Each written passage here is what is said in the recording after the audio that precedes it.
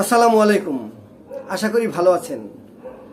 ছবিটি যার দেখালাম তিনি বাংলাদেশের বিখ্যাত কণ্ঠশিল্পী এন্ড্রু কিশোর, আমাদের শ্রদ্ধেয় এন্ড্রুদা। এন্ড্রুদা বলতেন, আমি সঙ্গীত শিল্পী নই, আমি কণ্ঠ শ্রমিক। বাংলা গানের রাজপুত্র এন্ড্রু কিশোর রাজশাহীর এক সাদামাটা পরিবারে জন্ম নেওয়া কিংবদন্তির সঙ্গীত যাত্রা শুরু হয় মাত্র তৃতীয় শ্রেণী পড়ার সময়। মানে চিন্তা করেন কত ছোট বয়সে উনি সঙ্গীতে তালিম নিয়েছিলেন। শৈশবে হারমোনিয়াম বাজিয়ে গান গাওয়া শুরু। বড় বোন মার্শেলা শিখা বারোই বিশ্বাস গান শিখতেন। তিনি কিন্তু খ্রিস্টান ধর্মের ছিলেন, অনেকে জানেন কিনা জানি না। তিনি খ্রিস্টান ধর্মের মানুষ। তার ভাই স্বপন বারোই বাজাতেন তবলা। সেই পরিবেশেই ছোট কিশোরের মনে বীজ বনে সঙ্গীতের। যখন ভাই বোন বরিশাল বোর্ডিং স্কুলে চলে যান, তখন তার উস্তাদ আব্দুল আজিজ বাচ্চু ছোট কিশোরকেই নিজের শিষ্য করতে চান। তার মা বাবা দুজনেই সঙ্গীতের সমজদার, তাই আর বেগ পেতে হয়নি। তার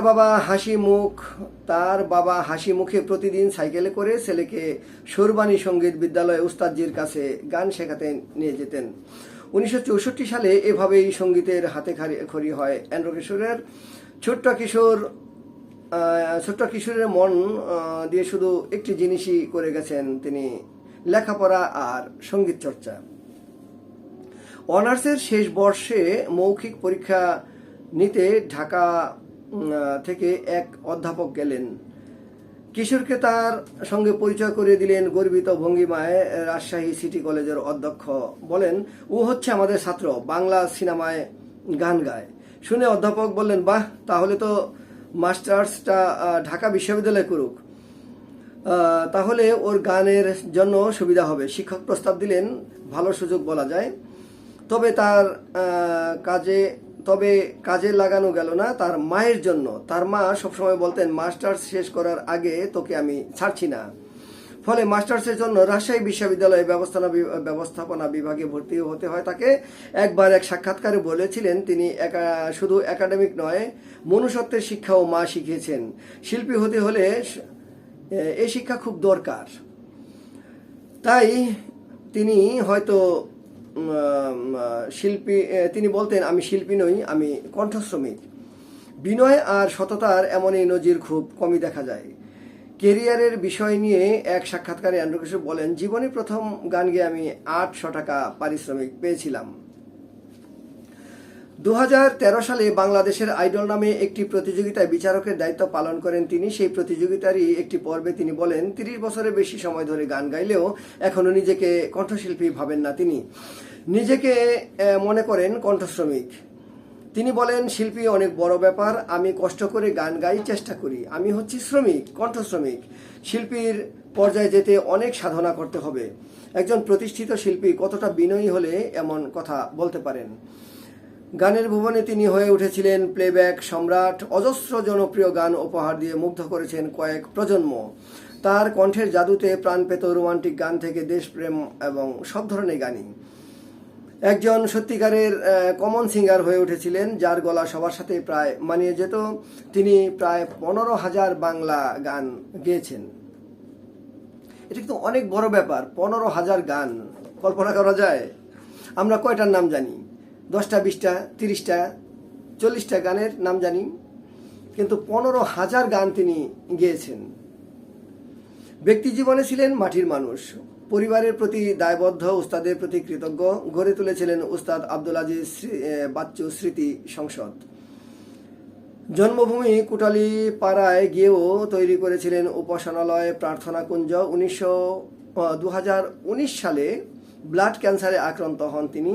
এরপর বিদেশে চিকিৎসা নিয়েও 2020 সালে 6 জুলাই না ফেরার দেশে চলে যান। এন্ড্রু কিশোর নেই, কিন্তু থেকে গেছে তার কণ্ঠ, যা বাংলার প্রতিটি হৃদয়ে বাজে অমালিন অমলিন সুর। তার গাওয়া গান আমি প্রায় গাই। আর বলে রাখি, আমার বউয়ের জ্বালা ছবিতে এন্ড্রুদাকে দিয়ে একটি গান গাওয়াইছিলাম। মানে আমি ছবির পরিচালক, প্রযোজক, আর এন্দ্র কিশোর দা ছিলেন সঙ্গীত শিল্পী। তো গানটি ছিল, বন্ধু বলি প্রিয়া বলি তুমি শুধু আমার। আর শাকিলা জাফর আপা ছিলেন সহশিল্পী।